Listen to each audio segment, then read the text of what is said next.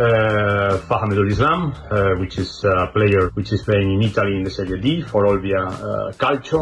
He was before in Livorno and in Livorno. He's a young boy of 18 years old. বিমান ভাড়ার জন্য দল থেকে বাদ ফাহমিদুল ইসলাম।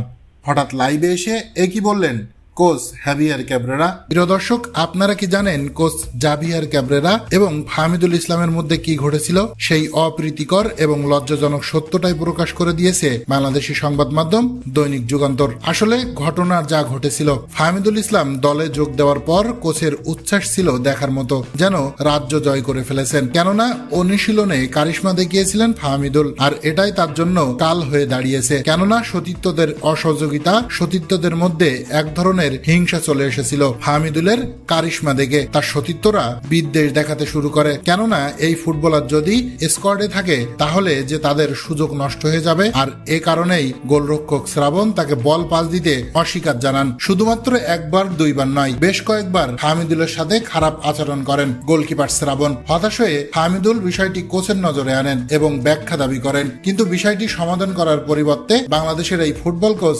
মেজাজ হারিয়ে ফেলেন ফাহমিদুলের ওপর। কিছুক্ষণের মধ্যে পরিস্থিতি আরো খারাপ হয়ে যায় এবং শেষ পর্যন্ত ফাহমিদুল ইসলামকে দল থেকে বাদ দেওয়া হয় এবং যার ফলে বিতর্কের অবসান ঘটে। আর এই ঘটনাটি নিয়ে সৌদি আরব থেকে ফিরে আসার পর প্রত্যেক খেলোয়াড়রা একেবারে চুপ হয়ে গেছে, কেননা কেউই কথা বলতে রাজি হয়নি ভেতরের এই ঘটনা নিয়ে। এই ঘটনা ফুটবলাররা বাইরে প্রকাশ করলে কোচের সঙ্গে তাদের যে সম্পর্ক খারাপ হয়ে যাবে।